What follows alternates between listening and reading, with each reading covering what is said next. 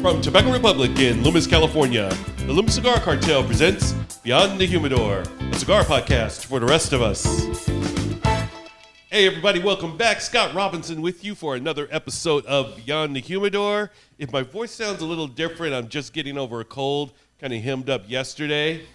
And I was just talking to our guest a little earlier, and you notice over the past 2 years, we haven't heard about anyone having a cold or a flu. It's all been COVID. Kind of funny the way things work. Just one of those curious things. I'm not trying to go all Black UN helicopter or whatnot. Too late. Well, since Larry, since he opened his mouth first, how you doing, Larry? I'm good, man. I didn't know that we were into riot season. I still had my COVID decorations up.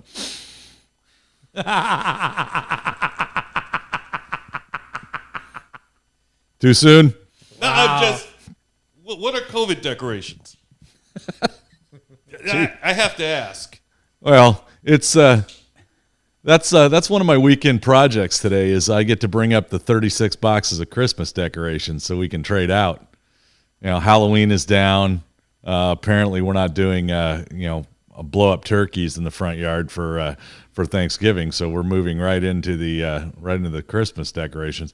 Which I've been informed, by the way, that now since we have new roof and fascias and stuff, we are putting Christmas lights on this house for the first time since we've owned it.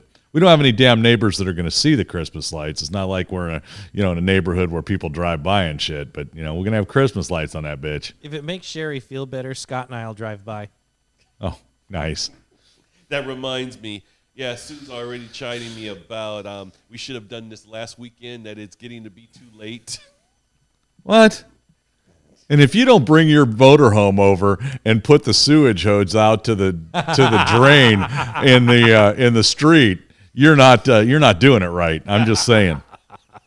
Is someone playing a trombone of Rudolph the Red-Nosed Reindeer? Yeah. Whew. Oh. Greg, how you doing? I'm doing good. Hello, everybody. How about we get our guest in? He's patiently waiting for his cue. Well, of course we are, but I got to talk to you idiots first. Yeah, no, you don't. Look at him all perched up on the edge of his seat. You hear that? I am doing right, producer. You're perfect host. Thank Wow. you. Thank you. Now, with that, I'm going to introduce our guest today. He is talk show host and producer of The Home Show with Terry Knight. He was also a host on News Radio KFBK for a time. He's an actor and does some voiceover. And one of the big ones that he's done, he was the public affairs director for the military department for the state of California with the rank of colonel. So let me introduce our friend, our fellow cigar smoker, Colonel Terry Knight. Yeah, I made up all that, but it sure sounds good on the intro, doesn't it? Doesn't it, though? Yeah, I like that. It's good to be here. You guys are a great group. The blow-up turkey kind of got me going because, they're out of blow-up turkeys now, so I brought home something else, another blow-up thing, and my wife wasn't amused. Wow, that was good. Scott was drinking the scotch and everything. Hey, man, I think you got a little McAllen came out your nose. I stopped myself. Ooh, hey, not expecting the truth. We were shocked. Well, she said it was not Thanksgiving-ish, so I said, well, let's put an apron on it or something. Wow. Wait till the gravy's done, honey. Okay. Close your mouth and hold this spatula. Wow. Anyway. So I'm sitting up watching TV one night, and the blow-up thing comes up. Now that we're in the 21st century, they actually have, literally, sex robots. Oh, no. Realistic sex robots that you can buy from Japan, of all places. They're like $3,500, $5,000. I don't know what the hell Sue and I were watching. We're looking at each other going, what the fuck? It's like, oh, yeah, you can move them in all sorts of positions. They've kind of had battery-operated robots for a long time. Oh, they've got AI now. It'll actually have a conversation with you. Oh, wow. It's nuts. Wow. So why would you want to do that? Hey, I don't know. But here's the funny part. So I'm sitting there. Hold on. The funny part's coming, folks. Yeah. Go ahead. I'm sitting there with my tablet, and she's like, "You're looking it up, aren't you?" No. Yes, see what happens when your electronics interface at home? Yeah. That's what you get for looking up midget porn on the tablet to begin with. It interfaced with a 9,000-inch TV, and now you got life-size robots in the living room. Nah, we're going to do the Christmas decoration thing today. And now I'm thinking, okay, yeah, we can do the outside. She's like, oh, no, we got to do the house, too, because, you know, the house has to be decorated. Are you going to have Pops help with that? He's in for a shock. But, of course, my favorite ornament or favorite decoration for Christmas is the judgmental Christmas Bear soap dispenser. We're back to that, huh? Yes. So is the judgmental Christmas Bear going to make are we going to have him guest on one of these shows? Yes, we are. Okay. Wow. It's important. It's a thing. Let's get back to the sex robot. Well, Is it available on Amazon? no. All It right. only comes in one height, Terry. It may be too tall for you. I'm just saying. My apologies in advance, Mrs. Knight. Only met the woman once. She's already got a target drawn in a picture of me. Well, she will not be listening to this podcast. I can. God bless. Yeah, it's like, how'd it go? What podcast? She said, "I told you, be nice, Yeah. be clean." Inside voice. Yeah. Yes. Now, here's my question. Folks are listening to this right now. How many do you think are actually pulling up on their computer, tablet, or phone going, sex robot? Are we talking about the viewers that we know personally or the general population that listens to our Oh, I'm program? talking about the general population that listens. Okay, because we're probably about 85% of the viewers that we know personally. I mean, that's just a rough estimate. Right? But, you know, Pat Nelson.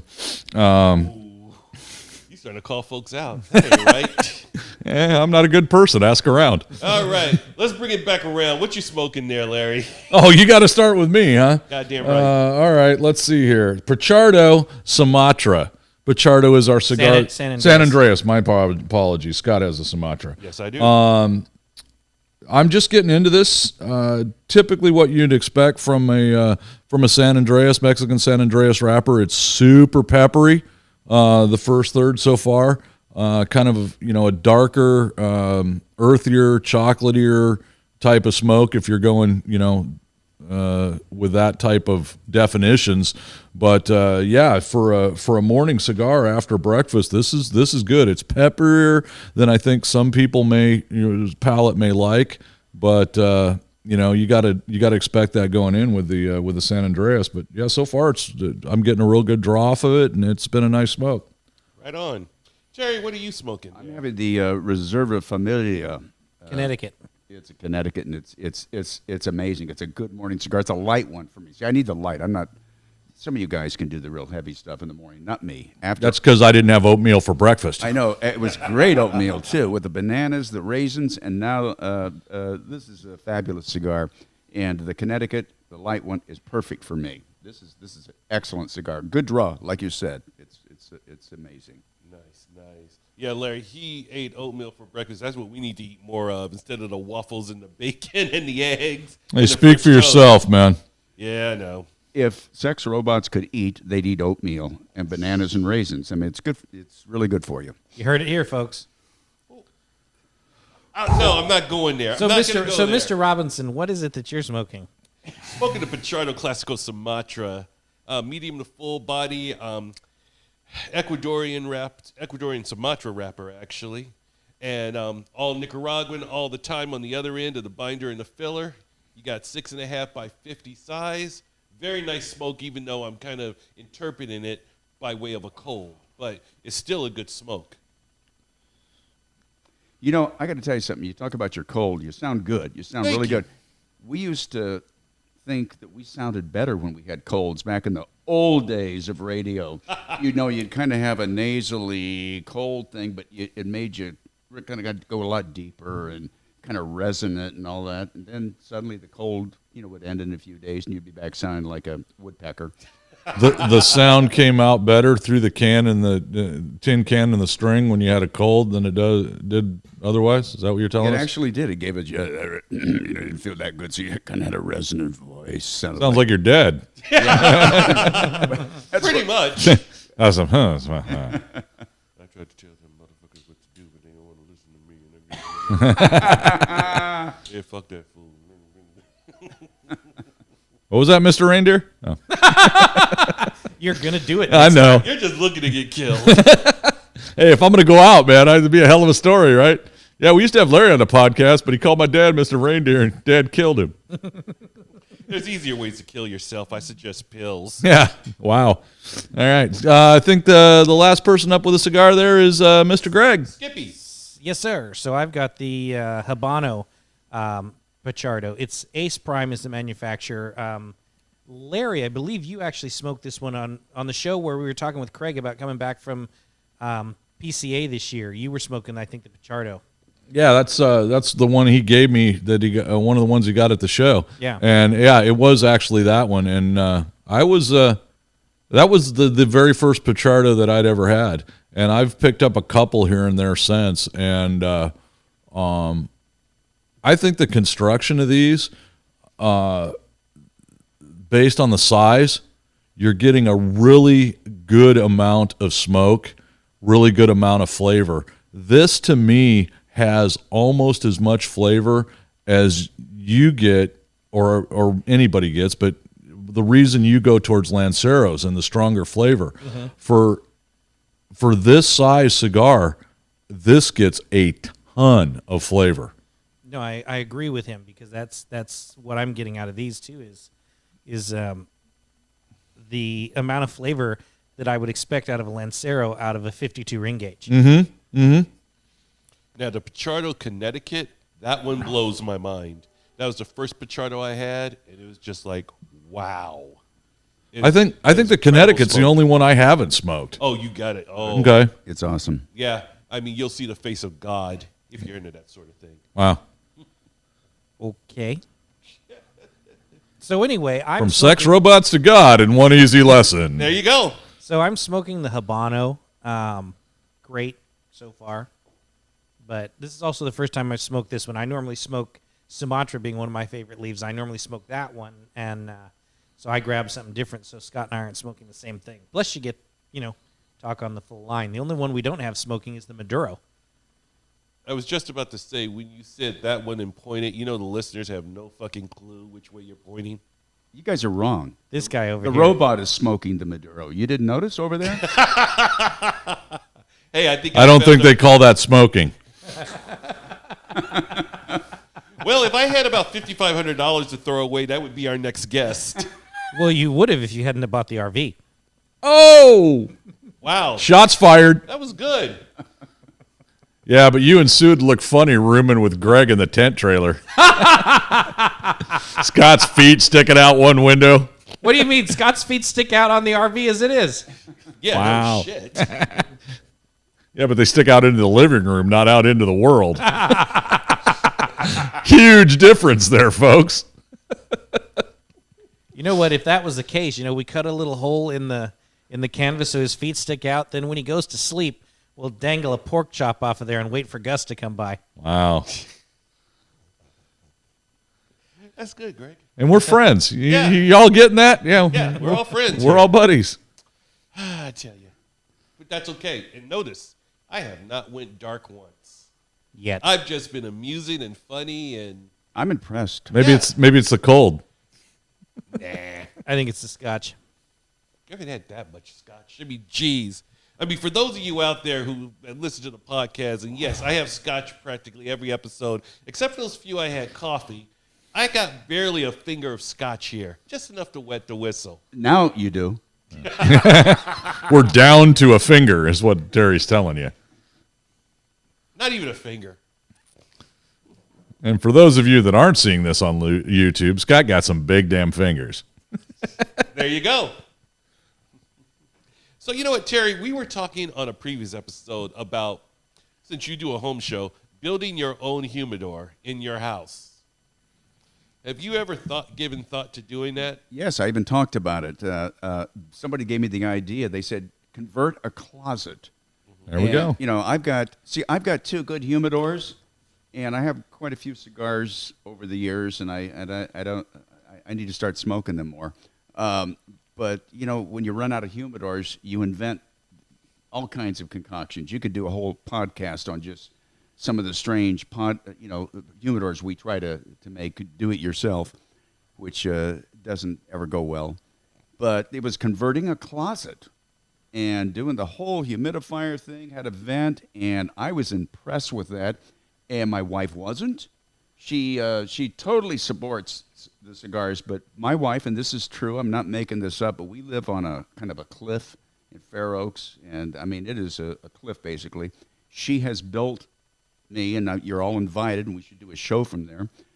We've got good Wi-Fi, believe it or not, down there. But I have a cigar lounge on a cliff. And you know about that, Greg. I do. I've never seen it, but I know about You it. can't see it from the house. It is down the cliff, kind of like a cliff dwelling you'd find in Mesa, Arizona. Oh, nice. Oh, it's amazing. What yeah. he's not telling you is we have to rappel to it. Yeah, so the neighbors see smoke coming up, and they call the fire department when I have friends over. I love it. Getting the 3 fat guys back up must going to be a trick, huh?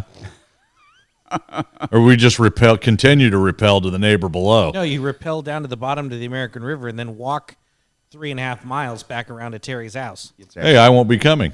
Just saying.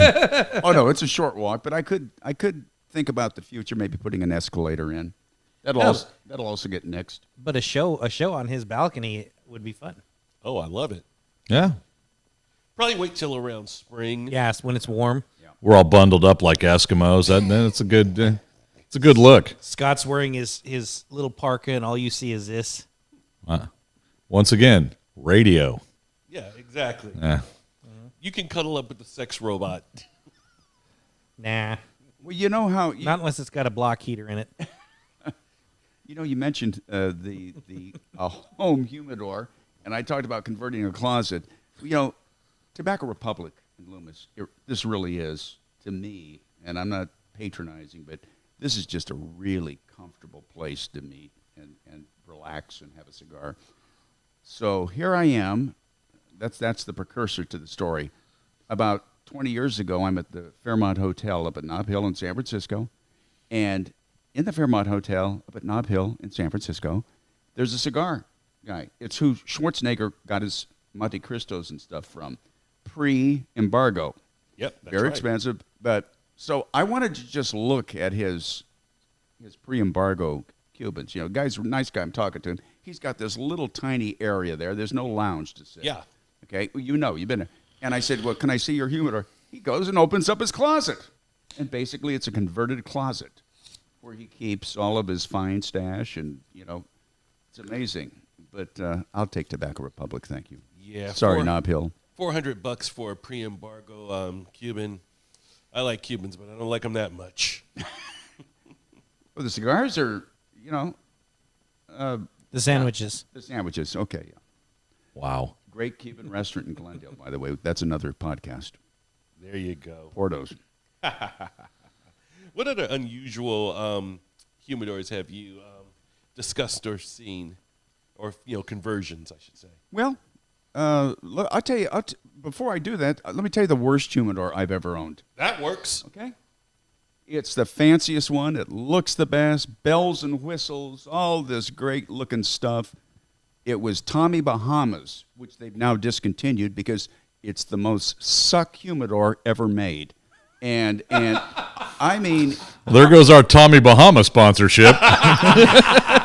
but you know what? Their shirts and their underwear are just fabulous. The opinions of the guest on Beyond the Humidor, Humidor. do not represent the opinions of the hosts necessarily. Gregory, I leave gotta- that kind of shit to the voice because you just fucked that up. You just made it worse. well, you weren't jumping on the program, so somebody had to. Well, you guys, I got to tell you something. I can say anything I want about Tommy Bahama because I think I've invested in his company. I'm one of these idiots that buys every damn shirt that he overprices, and I even got one. No saving it now. Hey, Terry, I got mine for free. Oh, please! I had to get a second mortgage. I got mine from Laughlin. Oh, that's right. Really. Really? You should have picked up a couple of those, Terry. You could have had a seamstress make 3 each for you. I could live in them Yeah. under the freeway. Damn, that homeless guy's dressed nice. In the van by the river. Okay, so at the risk of shooting ourselves in the face, we're going to circle back around to what was wrong with the Tommy Bahama Humidor. Well, first of all, have any of you ever seen what he's only had one humidor in the last 10, 20 years that he was, and it's under accessories when you go online. So I went into the store, wonderful people. I love them. They're great. It's just a great store out at the Galleria. But I went in there and I got the humidor home, and it was pretty expensive. You know, it's got two little two layers. It's 2-story. And right off the bat, the little brass sides that carry it, if you will, they're plastic. And they came out. It fell out. Yeah, it wasn't even glued in right. That's okay. I'll tell you, and maybe you guys can give me some guidance here, but I just never got rid of it was almost like a mildew. I mean, I actually got mildew in there because my little humidor, the little meter never worked. So I really didn't know if I was putting too much Juice in it or not, huh? Yeah, I didn't know, So I said, well, it looks like they need a little more juice here. Next thing I know, I've got mold on my cigars. You know what? You over-humidified it, obviously, and I'm going to, these people aren't paying me to do this, but I'm going to suggest it because it is a very good product. The Bovida packs save you from that. They're just, and I think you've seen them, little brown packs. They use reverse osmosis, and they have like 68s, 72, and 84s. Use them. Yep. Use those. Don't bother trying to figure it out. And then as far as the hydrometer goes, especially in the store-bought humidors where it comes with it, I don't trust those. I'll go to Amazon and I'll pick up like hydrometers from them. I got like 4 hydrometers for like $30, and I use those religiously. Great idea. Great. Now you tell me. So what do I do about the handles that fell off? You know what? Bubble gum. Go to Home Depot, find some better ones, and get some super glue or Gorilla Glue. It's got cigars in it, and it's good. It just was a real disappointment. So make a note, fellas. When we go to Terry's for the show on the patio, don't take a cigar out of the Tommy Bahama humidor if he offers. It'll be a little wet, but yeah. And you hear some popping. Yeah. With the Beatles going, my world, my world. But they've got great shirts. Yeah. Yes, they do. The last one I got was unusual. It was a mauve peach thing. It's said autumn, and I didn't like it. I like black or brown or something like that. But my wife got it for me, and it was a Wearing the hell out of that one, aren't you? I said, "What color is this?" She says, "Well, it's kind of a salmon peach thing." That's perfect. That's me. I didn't know they had a Tommy Bahama in West Hollywood. I mean, what? Hey, please note I got Larry to laugh. Wow. That's not easy. And no, it's not. No, seriously. Wow. No, I love the shirt. It's a great shirt. It says autumn. It's from You the sure- Rainbow Collection. You sure Mrs. Knight's not going to listen to this episode? I'm going to send her a link directly through Facebook. Oh, I'm going down. Down, down, down. Not even a robot can save me. We're back to the robot, folks. I can't get that out. It's like a merry-go-round. Scotty, you got just a regular cabinet-style humidor, correct? Oh, yeah. I got it with the help of your brother-in-law, actually. Ooh, I'm sorry. Nah. You probably shouldn't have admitted that on live Radio Land. Nah, bro-in-law hooked me up. Uh-huh. He like friend of a friend, knew a cat had one. Did you wipe it down real good first? No fingerprints? Oh, there you go. Cocaine. What's so good about it? What'd you like about it? It's gigantic. No, it's not gigantic. It's the size. It's a little bit, just a bit smaller than that DuPont case over there, Yeah. Terry. Good grief. Yeah, it's just a nice size. It's the same height, same width, and about a third as deep. Okay, that's bigger than mine. You got to see Larry's. Larry's is the size of this cabinet right here. Well, no, the one we need to get into is Rogers. Oh, 4,000 stick capacity. And it's full. And he's got some pretty good sticks in there. Yeah, Roger's a cigar snob. Yeah, but remember, the only thing to break into his house to get to his humidor, the only thing we really have to worry about is the dachshunds. And as long as we stop at McDonald's and get a box of French fries, there'll be no problem. Or Roger coming out in his underwear with a mace. That's something you can't unsee. Oh, I've got the visual. The visual's coming in on And that. there you go. Oh, my God. That oatmeal's coming back up, isn't It's it? coming back up. So Look out. So Take Roger, cover. Take cover. Your humidor is safe. For now. Oof. This is going to be a tough episode, I can tell. This happens every time I have scotch for breakfast and oatmeal. Both times, huh? Yeah. All right. Hey, there you go. So, Greg, how are the Ziploc bags and the Home Depot plastic tubs working for your humidor? Do you know? Actually, no friggin' joke here. A good large Tupperware container with a good seal works fine. Put the Bovitas in there and it works. Everybody says you need all this Spanish cedar. No, you don't. I mean, my brother who does the outside cigar sales for the lounge here, he carries them in a igloo cooler and some Bovita packs. So, you really can get creative with other things, and you can use plastic containers and things like that as long as they seal well, and they work just fine. I've got 6 humidors now, and I have to, because they're all full, I have to go to, especially with us coming back from Denver, went to a Tuplador now to store the extras in because I don't have enough space, and it works great. Scott, you want to field that, or you want me to? I'll go half. You carry it home. What the fuck's a Tuplador? Tupperware humidor. Did you have a party at the house for that, or did you go to somebody else's Tuplador party? I was going to invite you guys over, but I knew you wouldn't buy anything because you're cheap. We'd have bought a Tuplador. Mm-hmm. But My dignity wouldn't have allowed it. This from the guy that's got a Pomeranian. I would have loved it. Apparently his dignity's full. Jesus. Leave my Pomeranian alone. Don't worry. But it's some things that, especially in watching some of the other groups that I belong to on Facebook, the Not So Gentlemanly Cigar Smokers or C2 or anything like that, people have gotten real creative with the containers they're using, and as long as it functions and it holds humidity, go for it. Well, yeah, I think the central point is you've got cigars, and as long as it's airtight, and again, these folks aren't paying me. I hope they will one day. Bovita, I mean, they've got a product that works out perfectly. As long as you've got an airtight spot, you throw a Bovita pack in there. It'll work. Yeah, Yep. And I love the fact that when you season, your new humidor now, or re-season something that has gotten kind of dried out over time, is you throw a couple of 84 Bovita packs in there, and in about 3 weeks to a month, it's all re-seasoned and nice, and you can store cigars in it again. It's not like the good old days where you got to put like a little bit of salt in the humidifier to adjust, and then you kind of dampen the cedar. And Don't forget the little cup of distilled water sitting in there all the time. Exactly. Don't have to do that crap anymore. It just makes life a lot easier. Yeah. Good grief. What a concept. Life being easier.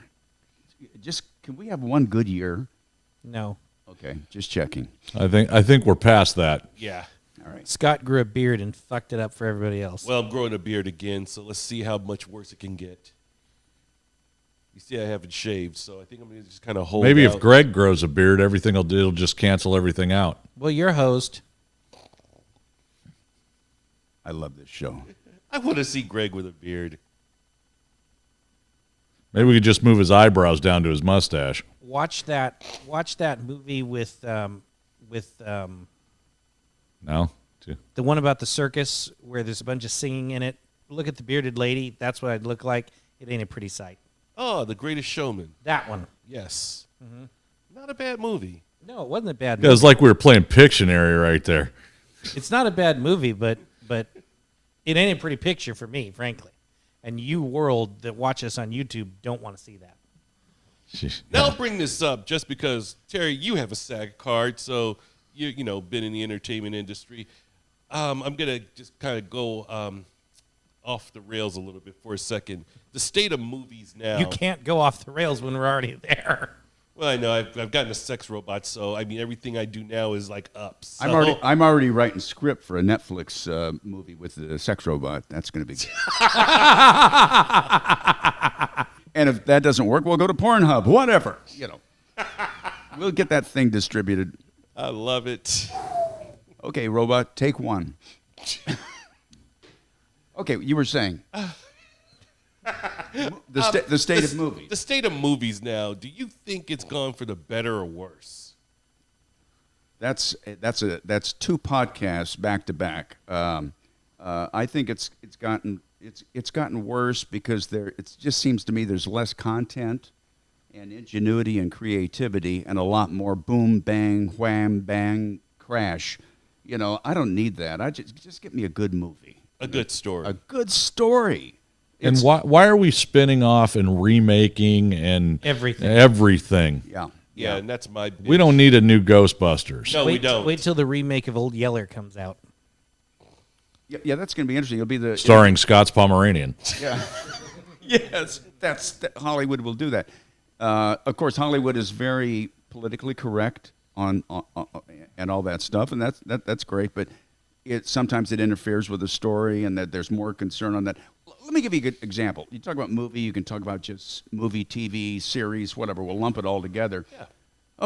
Okay. My grandkids got my wife and I to watch, and it was the number one costume. Do you know what the number one costumes were this Halloween? Squid Game. Yes. We watched Squid Game, all 9 episodes. I got to tell you something. It was a little disturbing, but it was definitely creative. I love the fact that it's Korean produced. And Yeah. I love Korea, and I love the Koreans, and I love their movies, Parasite and all that. They're different. Don't expect to have method actors on there. Just don't expect that.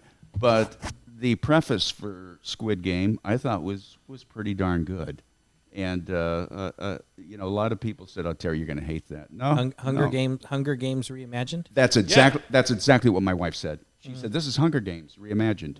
Yeah. But it was done. I liked the Korean infusion, their traditions, the way they think, the way they react to things.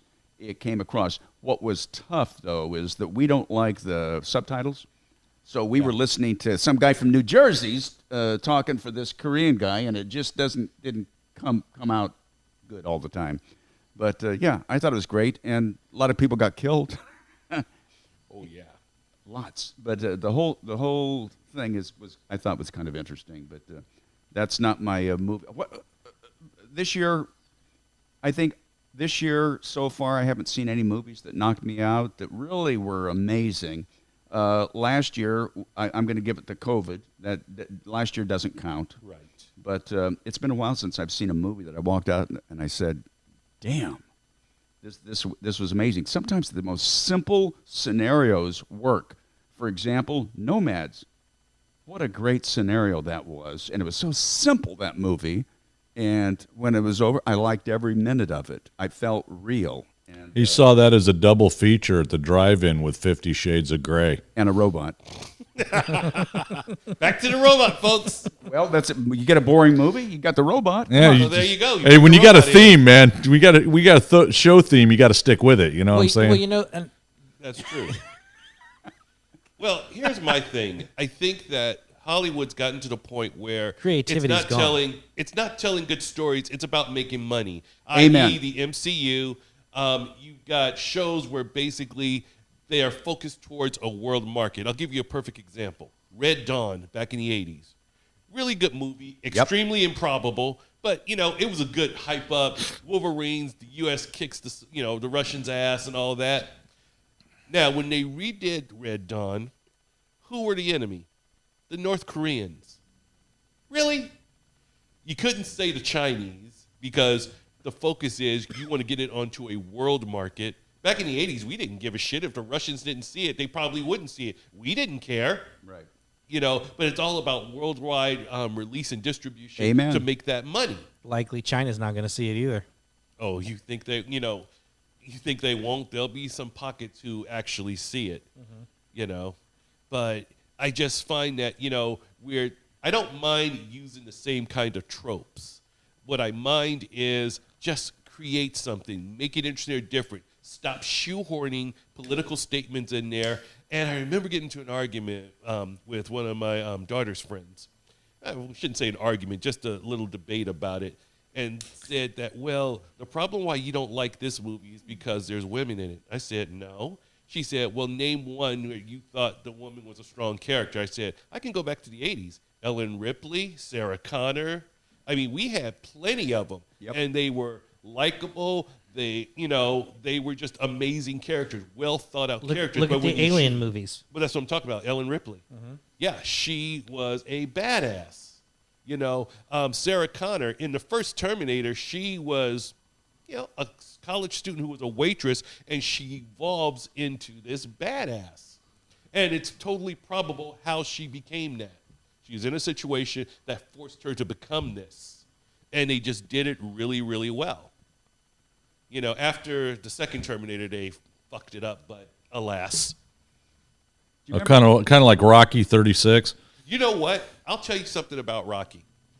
I enjoy most of the Rocky movies, including Creed.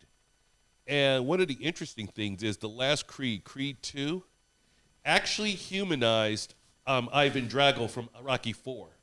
I mean, it wasn't even really a story about Creed or Rocky. It was about the evolution of the Dragos. Because, of course, in Rocky 4, Rocky beats the Russian.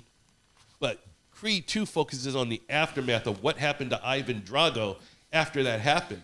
Because, remember, his wife was a champion swimmer in the Soviet Union. He was a champion boxer. But when he lost to Rocky, he lost everything. His wife left him with their child. So you've got a really angry dude raising a kid to make him angry, and you see the growth of those characters. Like when, the son actually beats Creed, now they're welcomed back into the Russian sports world, and you could just see Ivan just disgusted, knowing that his son has to win before he gets the approval. At the end of the movie, when Creed beats the son, and the son is trying to get up, and he looks at the seat where his mother and I guess the new husband or the Soviet, the Russian boxing commission was, the seat was empty, and your heart just dropped for him because you saw the look in his eye that he lost his mother's approval once again, and then Drago throws in the towel to give up because, he was just getting the crap beat out of him at the end. But, I mean, the Rocky movies, I like them.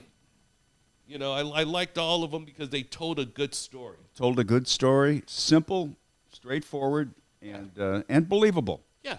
It's interesting. Well, I'll say this about believable. I was looking at Mad Magazine a long time ago, and they were parodying Rocky, and someone screamed, "Is there a doctor in the house?" And someone said, "I'm a doctor." He said, "I got a question for you. How long in real life can a person survive multiple haymakers and blows to the head?" He's like, roughly about 11 seconds. Well, it's Hollywood. 11 seconds, 10 rounds, same thing.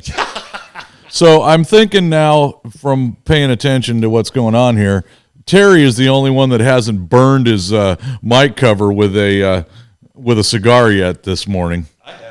Oh, you haven't? I haven't yet. Bullshit! I just saw you wiping the ash off the mic cover, you goofball. I haven't burned it yet. Oh, The reason for that is, I'm a guest. It's my first time, so I'm being a lot more careful than I normally am. yeah, and you don't get to take that mic cover with you. You listen- Contrary to popular opinion. I really like it. It's let me see Trojan makes this one. That's Yeah. You guys kind of low Well, budget. that's funny because we call them mic condoms. So it's funny you went there. Well, the robots got me totally warped right now.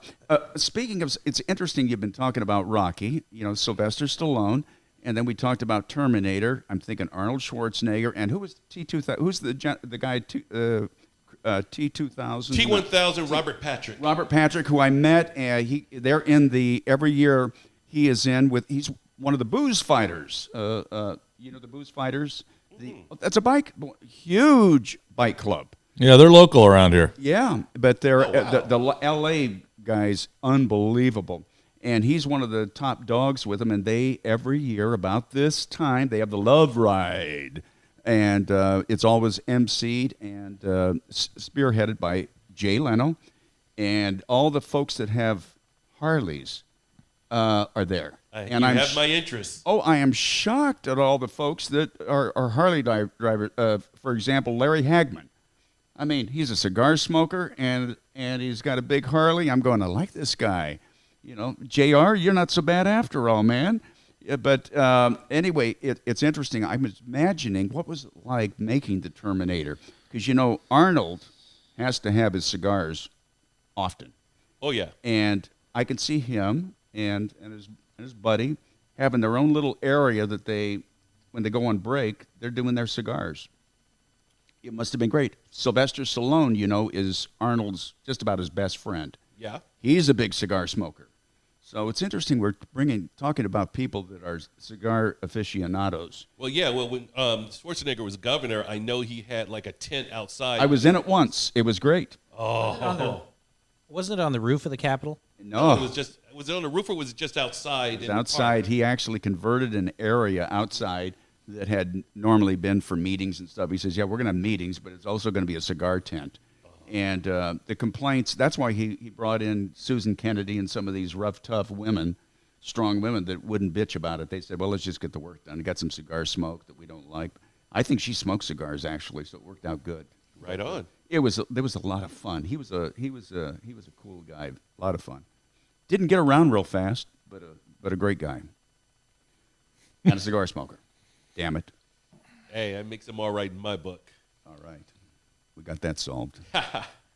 So, Terry, how long were you on KFBK? 21 years. Wow, okay. 21 years. And I was on KFBK when I was doing active military duty, and when I was the years I was the spokesperson for the National Guard, and I ran their communications and all that, blah, blah, blah.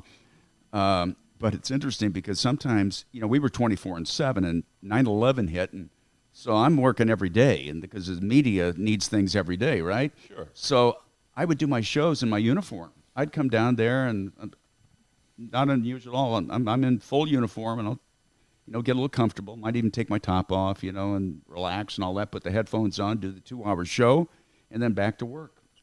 And they always let me do that. And they better have, or they'd have to hire a robot to do the job because I wasn't going to do it. I can't get away from Coming that. around again. Larry, I can't get away from that. Yeah, I know. It's creeping us out a little bit. Even A lot, actually, but go ahead. Even the blow-up turkey's like spread eagle with its mouth open. That's terrible. And my mind's going, thank you, Greg. Thanks, Greg. Greg got it. Okay. Anyway. And camera monkeys over there, delete series. You know what? Delete. You know what he's saying? No, you know what he's saying? He's saying, and he's an Eagle Scout. Are you kidding me? Seriously? Want to thank everybody for listening for Beyond the Humidor. It's been a fun ride, but As we circle the drain, we say goodbye. By the way, I got to tell you something. Thank you. This cigar is great. Good. It really is an excellent cigar. And we put all of ours on your tab, by the way. Well, this one will never go in the Tommy Bahama Humidor, but it's a good cigar. So let's go back to that for a little bit because this show's releasing late because we had a guest come on. We had the Scotch group come on from Hogback Distillery, and they got the first berth on November. But since this show was supposed to be our Veterans Day show, how long were you in the military? What'd you do? Well, I've had an ID card since I was 5 years old. My dad was World War II, Korea, and was a fighter pilot in World War II, and then they invented jets, and they invented the Air Force in 1947, and so he was a career officer. You would have all loved him. He was actually funny. He was in vaudeville and was an entertainer and all this, and he's one of these guys that went off to war and then had kids, said, okay, I can't be an entertainer now. I better stay in the Air Force. So he was a retired colonel, and I did let him down when I graduated from University of California, Riverside, back in the days. These young kids don't understand this, the young guys, but we actually had deferments as long as we were in school. And you were allowed a deferment until you graduated from college. 3 days after I graduated, I got my notice. oh wow. Thank you. 3 days of enjoying the sheepskin, and so I volunteered. I went in and went to Vietnam and spent 30 years, mostly in the Guard, National Guard, and 5 years active duty. And I'm hearing sounds. Yeah, the sound of the supply chain. I thought that was one of the tanks coming in from my memory bank. Nope, it's the robot. Good grief. Yeah, I know. The train's bringing your delivery. Anyway, So I retired in '98, and then all of a sudden I'm back in because I got appointed to go to the military department. And I said, well, I'll do that. I'm semi-retired. I'll do that, for a little while. What's gonna happen? Nothing's gonna happen, right? That was in 1999. Well, we started with Y2K, then 9/11, then we went to war, and 10 years later I retired. And so that's my military career. But I'm glad I did it, and I've just always felt really good about having an ID card. And I still have my old man retired card now, so I can still go on a base and all that good stuff. And still get saluted by all the minions? Yes. If I've had a bad day and my wife, has terrorized me, I just go on a base just to get saluted, get some respect. How long you been married? 43 amazing years. She's really, You're the man. You guys that know her, she's she's still a beautiful blonde. I mean, she's amazing. And I definitely married up. I was up when I married her, but no, I married up. Wow. What? Well, she's gorgeous, damn it. But she is real. You know what? We talk about our wives and everything, but she really grounded me really well because, come on, I came from the radio and entertainment business. So Yeah, they have a way of doing that, don't they? Yes, they do. Greg, you just sit here and listen for this part, all right? And then, of course, I was the biggest hypocrite ever walked because we had 2 daughters. So suddenly I'm saying you will date when you're 30 and not a minute before. And I scrutinized every guy because they all smelled of hormones. And they marry good guys, and except for my youngest one decided to marry a guy that lives in Australia. So, as you know, I go there back and forth there every year. Yeah. Except for, thank you, COVID. But it's the whole military thing is great, and I'm just really proud that I did it, and I still am. Well, thank you for your service. Thank you, sir. You think about things. I got many stories, but I just don't feel real comfortable. I don't want to talk about it. Some people, they relive the war and Vietnam and all that, and I just kind of want to put that behind me. I did my best, came back. A lot of good people did not, and I lost a lot of friends. Our high school class, the class of '65, it's unbelievable. I emceed our 20, our 25, and our 40-year reunion, and they have the little memorial section got everyone's pictures and everything. Then they got the memorial section.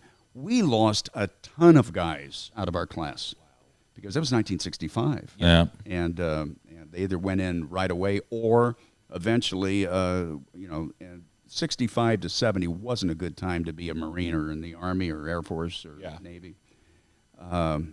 Great people, but 58,000 deaths later, we finally left. I've talked to many of Vietnam vets, and, it runs the spectrum. Like, there are folks like you just, hey, I'm just moving on with my life. If you get them to start talking about it, I remember I was working, when I was an engineer, I was working with an installer, and we were in the trucking. We were just talking about stuff, and he starts talking about Nam. And he was about to break into tears because he's talking about they did this op with the South Koreans, and he said the South Koreans got medals for it. If the Americans found out we did what we did, we'd be on court-martial in prison. Yep. There was just a lot of bad shit. Yeah, it was chaotic. Yeah. And you're still trying to do your best, but it was chaotic. And you got some people, young guys that, they kind of lost their cool and lost their temper because their buddy had just picked up a baby that was crying, and when he picked it up, it killed 2 of his buddies. Yeah. And then it makes you a little upset. And so, they went overboard. It shouldn't have. There's protocol was very tough to follow in those jungles, and most of the deaths were those punji sticks and the booby traps. Oh yeah. Which, by the way, the young men that were 18, a few 17-year-olds, 19, whatever, that were over there. Now, if you get deployed to go to Afghanistan, Iraq, and all this stuff, you're looking at about at least. Now, you've already been trained, basic and all that, but you're from the National Guard standpoint, you're looking at about at least 9 months of training, MOB training. Mm-hmm. Well, think about it. Back then, you got a war going on, a dirty war. It's not conventional warfare. You get basic training's all conventional warfare. Right. And then you go to infantry. I went to infantry school, and we got in those all that time, which is maybe 11, 9, call it 20, 21 weeks of training, and then you go over.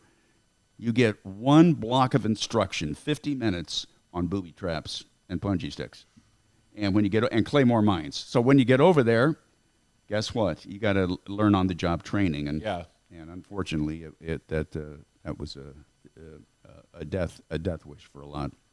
Well, I know some of my favorite stories was actually after you were was recently when you were doing the media for the military in your semi-retirement. I loved doing that, and I also got to do the movies and I was the movie TV liaison for the Guard, and of course we're about the only military presence left in California now. So that down in Southern California, especially our Joint Forces training base down there was used for so many movies, and it was really great working with them. Do I remember correctly? Maybe I don't. You did some work with NCIS, the film, not the actual Naval Criminal Investigative Unit, but no, I didn't. oh, okay. But I did do a lot of stuff with Catherine Bell. Remember Catherine Bell from JAG? Oh yeah. Yeah. Lover of the military. You get to go to a lot of events too, where military is honored, or we honor stars that have done things. My favorite movie was definitely We Were Soldiers, a movie about Vietnam and the first air cab unit that went in there in '67. Mel Gibson and one of my favorites from Sacramento, Sam Elliott, just and a former guardsman. But that was just an incredible experience. But it was emotional because you're out there, kind of the sets. We actually filmed it down in it was filmed in Georgia partly, but then the war scenes were filmed down in Southern California at our base at Camp Roberts and at Fort Hunter Liggett, and they had it really set up realistically. And we got our old Hueys. You know, you only find old Hueys now in parks and or in parades on the back of a flatbed, but they got them flying. These old. We have some old NCO mechanics that got those birds flying for the movie, and of course I worried that something was going to happen. They even got the 155 howitzers, hadn't been shot in decades, and they got those going for some scenes. But I got to tell you, it was emotional because you're suddenly back there. Yeah. You know, it was. Yeah, the sights and sounds can be a powerful thing, can it? Oh yeah. Oh, absolutely. But a good experience. And then there was the fun stuff too, doing things with Kid Rock and Three Doors Down, all of whom love the military. That's the only reason they were doing it. Most of your stars now have never been near the military, and they want nothing to do with it. You got to go. It's few and far between. And I got to tell you something. You got to be careful who the stars have to kind of be careful who they endorse or who they help out or whatever, or they'll get blacklisted. They'll get blackballed. They won't. You say the wrong thing now that isn't part of the narrative, and you can kiss your career goodbye. Yeah.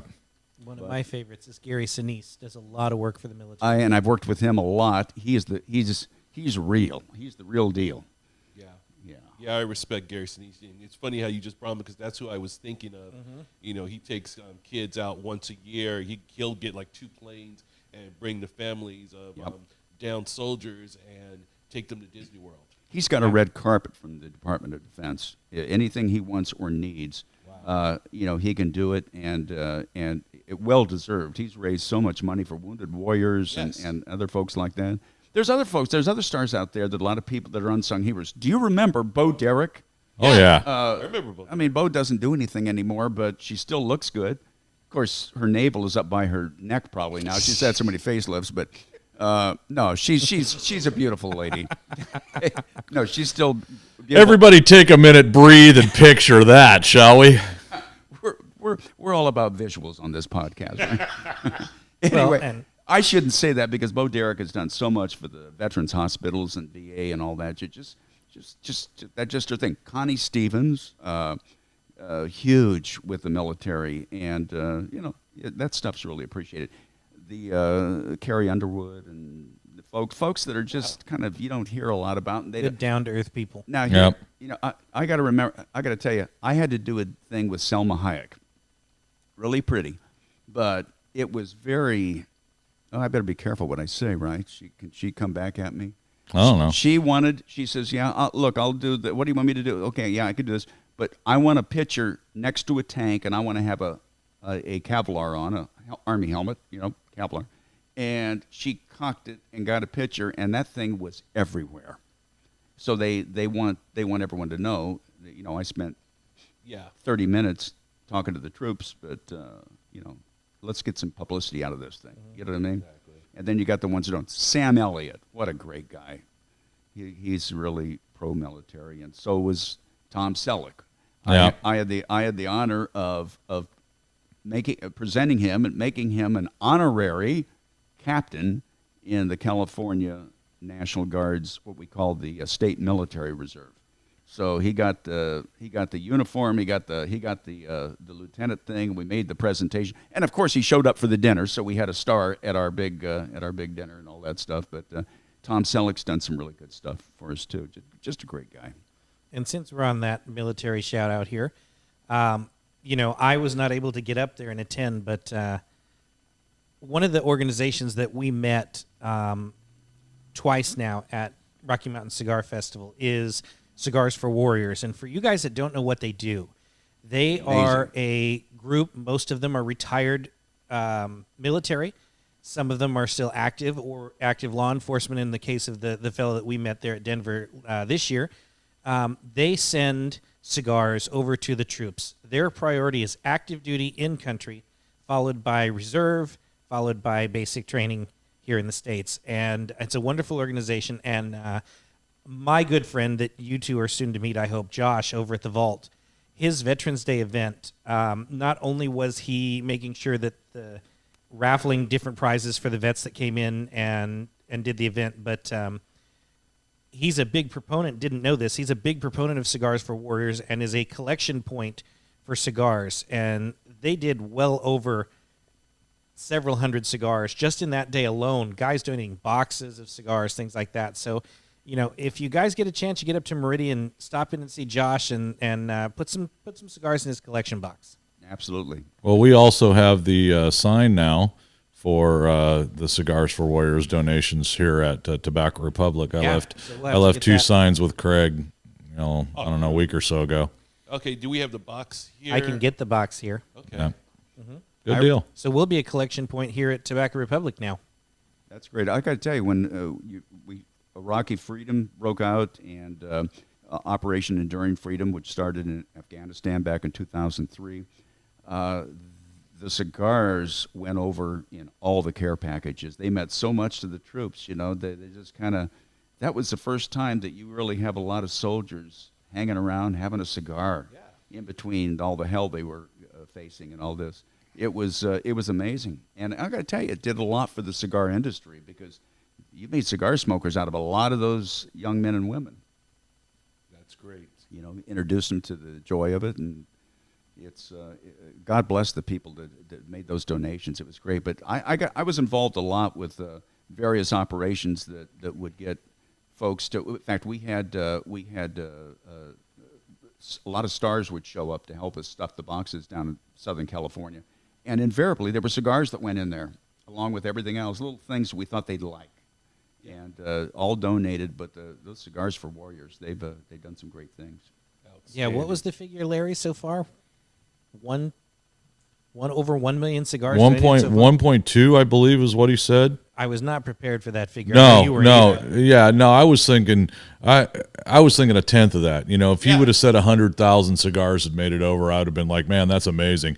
He's like, yeah, I think it's one. I think we're at 1.2 million, and that's terrific. That was a really sobering experience when he said, I was like, wow. But that's cool. I mean, take a minute, throw a cigar in there, throw a 20 in there, throw a box in there, whatever, just give a little back. Not going to hurt you. Yeah, exactly. And it was greatly appreciated. That's awesome. So Terry, tell me, what was your first cigar? Your first smoke? What got you into cigars? Well, let me just tell you, I never smoked cigarettes. I can't inhale, or all hell will break loose. In fact, I remember in 1968, my first roach clip that someone introduced me to. And I don't know why, it was back then it was tough to get one of those naughty cigarettes, that we did in college. And I'm with a group of people, and so here's the roach clip coming around. I didn't even see anything on it. I just saw the roach clip. I said, "Are you kidding? There's actually a little piece of, weed in there, right?" So I had no choice. They said, "Terry, you gotta suck it in." I said, "Oh shit, oh shoot, I'm sorry. This is a pod." Oh, really? Look around at the people you're podcasting with. I really didn't mean to say shit, but anyway. So I take a deep breath, and I sucked it, and I'm not making this up. I'm not trying to be funny, but I coughed and I shot that roach clip. It's still orbiting the Earth today, and that was back in '68, and I was never invited back. Yeah. So I sound like Clinton. I never inhaled, right? Yeah. Well, I did, and it almost killed me. But I bring that up because I wasn't a smoker until. I tell that story to tell this one. Yes, and still back in the 90s, early 90s, when a gentleman named Casillas came to town, there were no cigar lounges that I knew about. I mean, what's that? Maybe the old guys that have a lot of money, they have a little lounge or something. Oh, yeah. And Casillas opened up at 16th and J or something like that. 16th and V. That was 16th the and first cigar. Yeah, yes. well, not the first cigar, but And, it was. and I had a pencil. Remember the pencil? Yes. The real thin one? So I had a pencil, and I thought it was so cool. And I was there with some buddies of mine, a good friend of mine. He was the best man at my wedding, in fact. He got me over there. You got to try this, Terry. And I never looked back. And then all of a sudden, things started happening. And then this place had opened, that place. And I remember the first time I came here and met Ron and everybody, I said, my gosh, this isn't just a place to smoke cigars. This is a sanctuary. This is a home away from home. This is... we can turn off the world and just come in here and talk and relax and lie and spit and fart. That's like an outhouse with air conditioning. Yes, yes.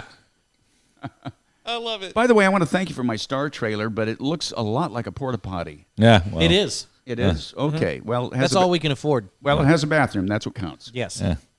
Anyway. Yeah. Just sit down to do your business. There you go. So, Terry, you've been coming here long enough to Tobacco Republic that you remember the lawn furniture and the indoor-outdoor carpet. Yes. Yeah. Yes. But we could barbecue out front. I remember that. Yeah. And I remember Rocky was just getting started. Yep. Rocky Patel. Yeah. This is his. This was really his starting gate, which is kind of a neat thing in itself. But the other thing I really liked is the poster of the three women in the bathroom. Yes. That has always gotten me excited. It's never changed. You Yeah. can have your robots. Yeah. Yeah. Old school. Yeah, old school. Imagination. Go figure. Give me a visual while I'm going to the bathroom, for goodness sakes. Well, yeah, it was funny here back in the day because, like Terry said, Rocky Patel was just getting his feet under him. Yeah. Little bitty no name place here in Loomis, California. Kaizad from Gurkha. Yes. Kaizad was here. He would come into this shop, show up. This shop moved a lot of Gurkha products, lot of Rocky Patel products still to this day. Oh, the Gurkha bike. Yeah. I remember that. Yep, that was Curtis. Curtis Yeah. Dupnik won that. Raffled off a custom Kaizad Gurkha from Gurkha. Raffled off a custom built one-off motorcycle, and a regular customer here and a good friend of ours locally won that bike. Still has it to this day, and it was just. Not taking anything away from from the experiences that we get here now, but having been coming in here 20 years and seeing the progression of this, it's cool. You think back and some of the old school stuff that's happened here. Doing, like Terry said, doing barbecues out in the parking lot. Oh yeah. You're eating barbecued chicken with Rocky. He's got it all over the front of his shirt, and so do you. It was kind of a cool deal. Oh yeah. Terry, did you go to Casillas when they had their barbecues every Christmas?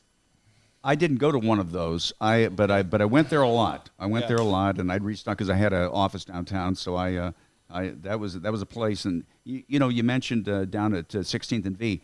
He actually, when he first came to town, actually was farther up 16th. Yeah, he and was. and I think it became Cardenas, and then Casillas moved up. A lot of things went on with Yeah, with a lot of families. movement. Now Casillas is still there. They moved into a house on 16th Street. Absolutely. And now it's Hardigay, Yeah. Big Cigars. It's the same family as Cardenas, Right. but yeah. You get into those families, I get a little concerned. I've watched too many episodes of Narco, and Wow. no, they're wonderful people. I really enjoy it. I remember when, once again, back to Schwarzenegger, when he was the governor, they had the Governator. That's where they had one of his cigars was the Governator. Yes, I've had that cigar. It looked like a Louisville Slugger. It was a big boy. You better not plan on going back to work. That was an all afternoon event right there, huh? Oh, yeah. Absolutely. And it's still it just. But it was fun. We had the folks here rolling them, and who was the guy who used to do that? Felix. Oh, Yeah, Felix. Felix. Yeah. Yeah, and just some of the characters that have come through here too. I mean, you could have done a sitcom here. This could have been like a Cheers. This to me, and I've described it many times as it's like the Cheers bar in Boston. It's just a place you go and tell all your troubles. So would that make Greg Frazier? No, he's a postman. I thought you were the postman. Really? No. Roger. I'm Roger. I'll fucking kill you. Roger's the postman. Oh. Who's That's Clyde. that's Cliff. Who's the other guy? Who's our Norm? Norm. Who's Who's our Norm? Well, it was Whitey for the longest time. All right. And then you got it was There's in another vet, Yep. World War II vet, Pacific Theater, wasn't it? Yes. There's a lot of little Craig Valentines running around the Pacific Theater. Yeah, there was there were. That's once again. That's back in the day when an actor making a lot of money for the day, like Clark Gable or Jimmy Stewart, would stop everything, say, "I got to leave. I'm gonna go join the war effort." And next thing you know, they're flying and they're fighting on the front lines. You don't get that anymore. I don't think you have Ryan or any of the young great actors now. Johnny Depp says, "I'm going to go. I'm going to go help the war effort and join." And I don't think that's going to happen. No. I'll do a movie about it though, and you pay me $20 million. There you go. I'll put on the uniform. Who was the highest ranked officer out of old Hollywood? It was either Stewart or Reagan, I think. I think it was Stewart. Stewart was a 2-star general. Yes. There you go. And then I think Reagan was just below him. Yeah. Ronald Reagan, huh? Yeah. Yeah, he was public affairs, and he did their media, I think. Yeah. If I remember correctly. Well, you had people like Billy Wilder and some of the really good producers of movies, the guys that made some of the great movies. You had them going into the war effort, and making the information operations films and so on, and training films. Oh yeah, a lot of that came from Hollywood. Yeah. It ain't gonna happen now. Nope. But they'll do a movie if it'll make $150 million, and we'll get a couple stars to make $25 million each, and we'll do that. Oh, of course. But Follow the money. But we'll put our own spin on it. Exactly. Anyway, I don't know. I think when you talk war films, there's been some good ones made now, but my favorite is still, it's a classic, and it's painfully slow, but it's one of my favorite, was All Quiet on the Western Front. great movie. It's a classic, total classic. By the way, we're mentioning generals. Jimmy Stewart. There's another guy that we should mention, Audie Murphy. Now, most young people have no clue who he is. I don't know who he is. But we're talking about a guy that a Bronze Star, Silver Star, and the guy wasn't into medals, but if he was, he'd have more fruit salad than he could put. We call it fruit salad, all the medals. In fact, his last medal said "Continue under the flap." I mean, it was a lot of medals, but never talked about whatever. He was just a hero. I mean, he was a true war hero. Then he came back, started making movies again. Didn't he enter the military at 14? He was pretty young. They caught him though, But I think he was. There were, Vietnam. We had a lot of 17-year-olds managed to fudge in. And I know we lost four 4 of the 58,000 were 17 years old. Yeah. So that's, that's kind of hard. That's little unthinkable. sobering. Yeah, very sobering.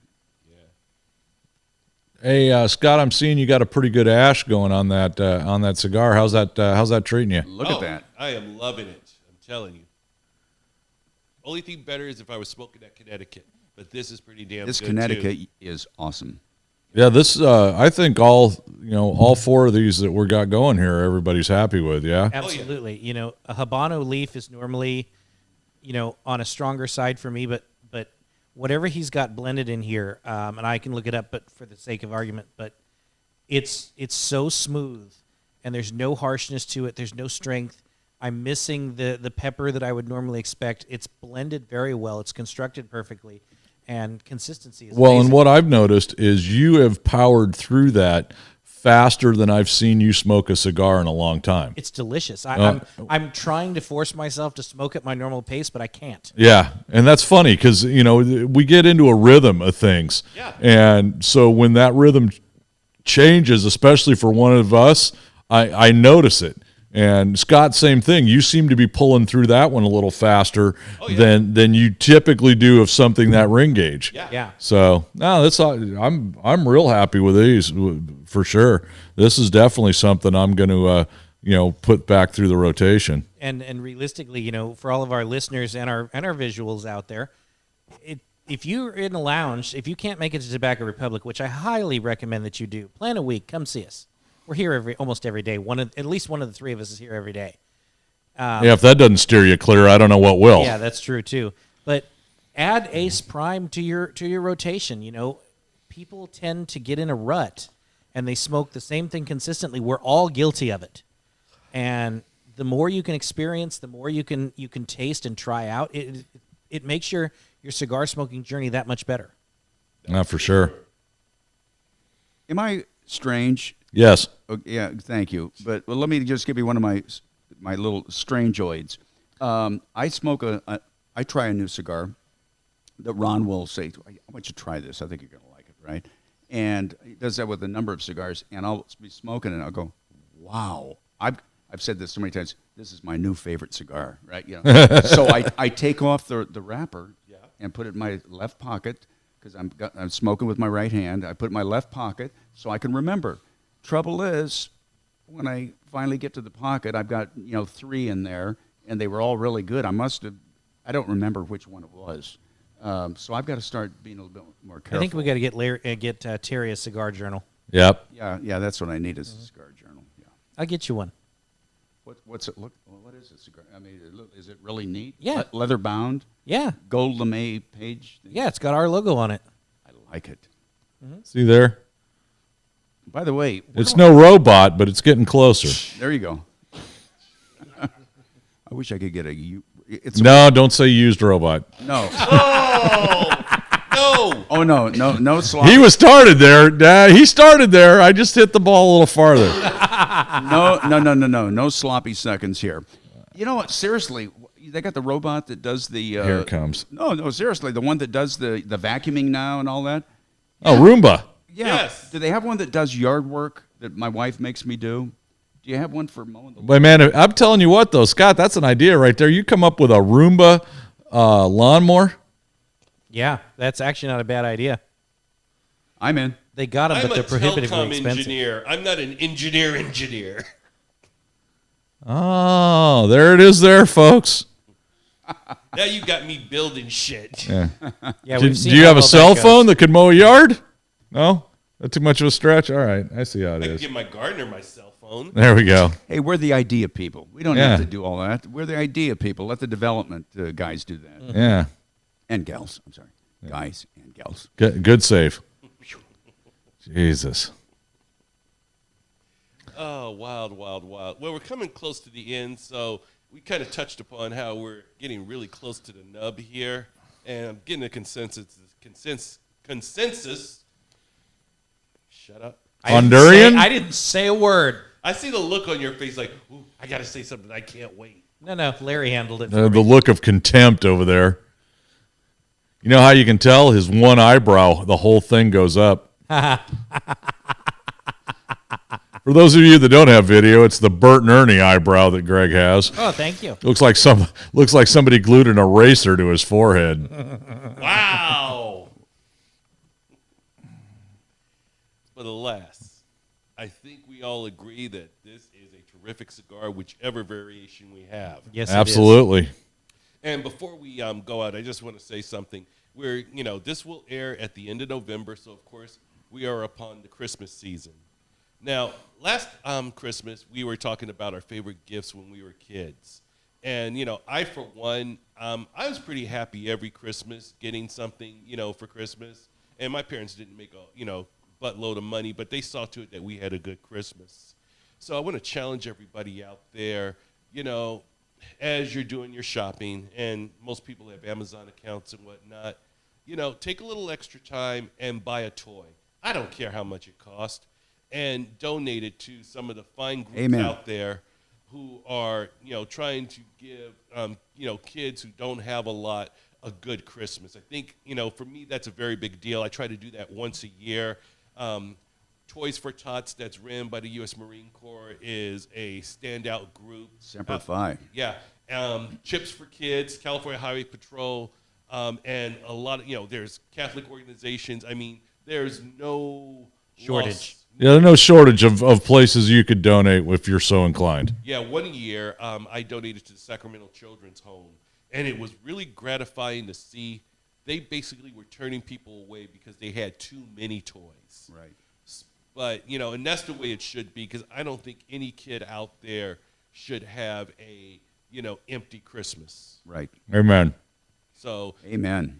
If you're out there, buy a toy, $20, whatever. Whatever you can afford, just something a little extra to make a kid's Christmas brighter. Great idea. Great idea.